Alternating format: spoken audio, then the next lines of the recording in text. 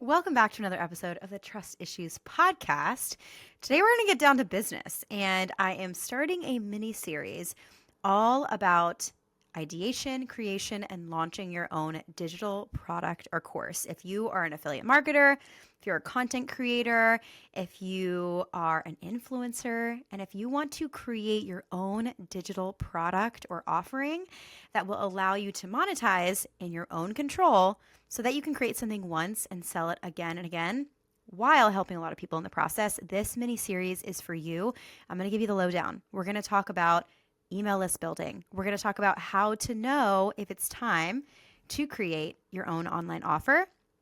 I'm also going to give you ideas inside of this series on where and what you should create, how to find your dream buyers, as well as how to actually create it and launch your own digital product. This mini series is packed with tips and tangibles to help you create your own digital offer. So let's get into it. This episode is all about your dream buyers. What if I told you that in the next week, you could bring in 100 dream leads onto your email list that are primed and excited to buy from you, buy whatever it is that you're offering? This is why email list building is so important, because it's going to allow you to bring in your dream buyers on your own email list. If email list building is new to you, I want to break it down and why it is so important. Number one, you shouldn't avoid building your email list, because if we're honest with ourselves, we know that social media is not in our control. You do not own your social media platform. It is rented space, which is a little scary if you think about it. And unless you're meta verified, you could just lose your account tomorrow. And that would be a tragedy, right? Especially if you're working so hard to build up an account and an audience and a following, you're putting content out there already consistently. If you don't have a place where you can capture the information of your followers and take them off the social platform, you are missing out, my friend. I'm telling you, email is a direct line from you to your customer or your prospect, depending on where they're at in the journey. I pulled some statistics for you that I wanted to share that are super powerful. 77% of marketers have seen an increase in email engagement over the last 12 months. This is an article that I found on HubSpot, and it was written in 2023. So we're hearing that 70% of people who are online marketing, selling something online, they know that email list building is actually growing and it's an important part of their business. Another point that I thought was really interesting to read was that smartphone users prefer to receive brand communications via email. I don't know about you, but when I see an ad on social, or I really like a product that I've been seeing all over my social feed, I'll sign up for their email newsletter, or I will sign up to hear more, or I'll get on a wait list for when that product is available. And I want to hear when it's back from waitlist, it's back on sale, off of the waitlist rather, directly. I don't want to have to dig for that. I don't have to find it on social media passively and then miss it, right? So I like to see that right directly in my email. Another statistic I thought was really powerful is that email marketing revenue is estimated to reach almost 11 billion with a B, by the end of 2023. So these are all just a little tip of the iceberg, but just to show you that email list building is still important. Maybe you are building your audience on Instagram, maybe you're building it on TikTok, and you haven't started with email because you think, who's reading email these days? Well, a lot of people are, apparently, the statistics show, but really, if you want to be in control of your own business, if you want to build a business and not a hobby, you want to be building an email list. Another thing that I think is really important and powerful of email list building is segmentation. Segmentation is the idea that you can send a specific communication to a specific person depending on how they joined your email list. Maybe you had someone join and they were interested in one part of your business, and you can send them an email that's tailored to them that will be perfect for the product that you have to offer. Let's just say you're an influencer, and we'll just use this as an example because I think this would make sense to almost anyone who's online today. If you're an influencer and you love to share your favorite fashion finds and your favorite home decor finds, you could have an email list that is segmented. One for those who want to know more about home decor, and another for those who want to know about your favorite fashion finds and your hauls and all the things that you're doing in your try-ons. that would be a segmentation example, and it would make sense because maybe someone who is super into fashion doesn't really care about the home decor stuff and vice versa. This is a powerful thing that you can integrate into your email list building strategy that you can't really do on social media unless you have different accounts, which is really cumbersome. So this is a really great way to take people off the platform and give them tailored information that they actually want from you, which is really great because they're telling you what they want by the list that they sign up for. I want you to also think about this before you decide to sell something. Why it's so important to build your email list before you have something to sell is because you can nurture so much better through email list than you can on social media. Why do I say that? Because on social media, we know the algorithm is not showing every single one of our followers every single one of our pieces of content, right? We know that maybe 10, 15% of our followers are actually seeing our content. And obviously there's open rates. It's, who's going to actually open my email? Well, I'll give you more tips on that soon. But you have to understand that you can nurture really well by a direct email going directly to your prospect or your customer's email inbox. Another thing is touch points. So whenever someone is thinking about working with you, buying from you, it's going to take them a while to decide whether it's right for them, whether they're going to actually pull out their credit card. Some say in the marketing world that it can take 7, 9, even up to 12 touch points before they say, okay, I've seen this enough and I actually want to buy. I'm sure you know what this looks like because maybe you have carts open right now. Maybe you've gone on your favorite websites, you've added things to cart, but you never checked out. And then you see an email or you see an Instagram ad later from that exact brand. And it takes you a couple times to really say, okay, fine. I'm going to actually press purchase. I know I've done that a million times. And so those touch points can be made really well through email. And this is also something that when you're thinking about selling, you want to think about a funnel. So when I say funnel, I mean customer journey. Step 1, step 2, step 3, step 4, and say the last and final step would be 5, and that's when they actually purchase. If the first step, the first communication that they encounter with you, maybe it's a post, maybe it's a reel, whatever it is on social media, if the first thing they're getting from you is you just trying to sell them, they're probably going to be turned off because why? We are constantly being sold things online and everyone's selling something, right? And it feels like everywhere you turn, someone else has something to offer and they have another link for you to swipe up, right? Or click on.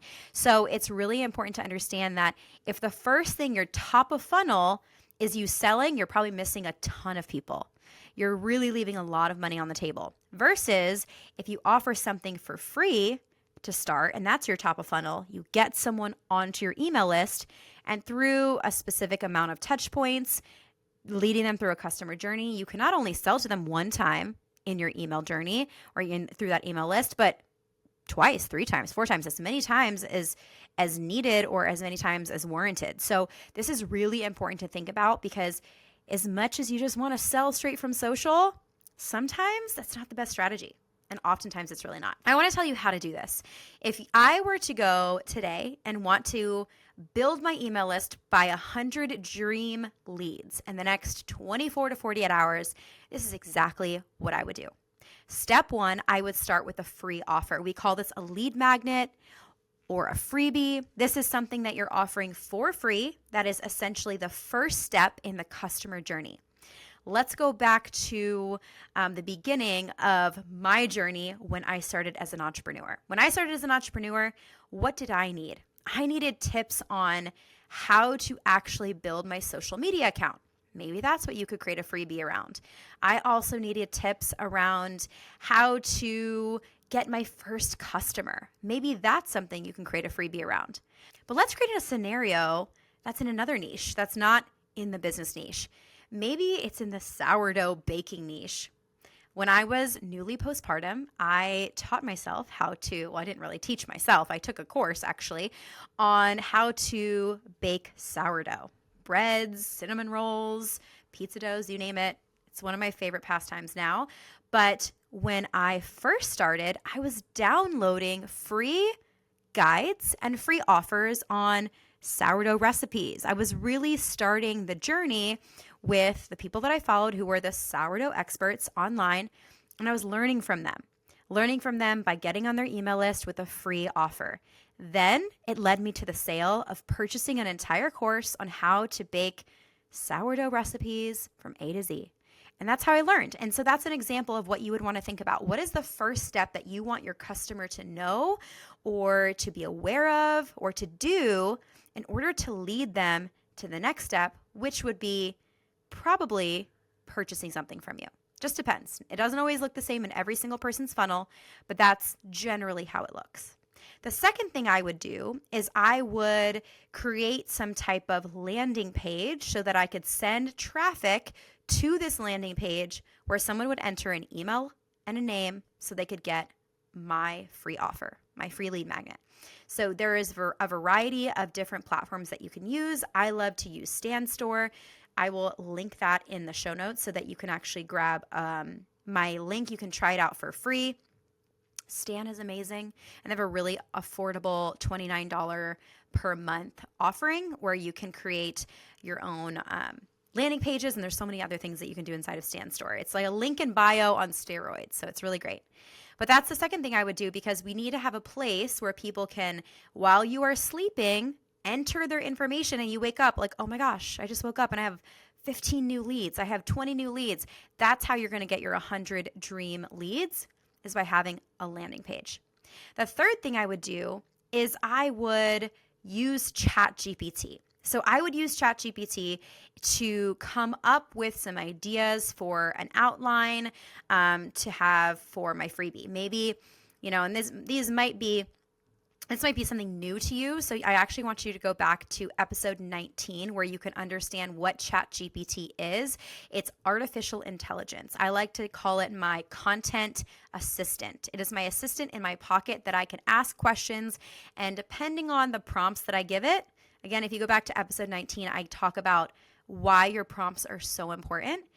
But this is going to help you with your content creation. So if you've ever just stared at a blank page and you see the cursor blinking and you're like, oh my gosh, I have no idea what to write, ChatGPT can help you outline it, even write your free offer.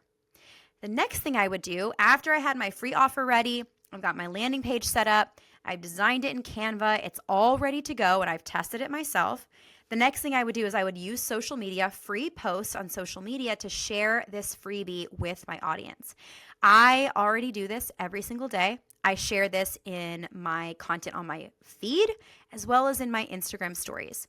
If you see it on my feed, you'll see it as a reel where I will talk about a problem that I know my ideal customer is facing right now. And then I say, hey, I have a solution for you. Go ahead and comment a word below, and I will send you this free guide. I'll send you this free checklist. I'll send you something for free directly to your inbox so you can get it and you can dive in with my free resource. I love using ManyChat for this because ManyChat allows me to automate my messages, my DMs on Instagram with my audience. And this allows me to send something to someone essentially send them a link while I'm sleeping, which is a life hack in this entrepreneur world. It's like life hack 101.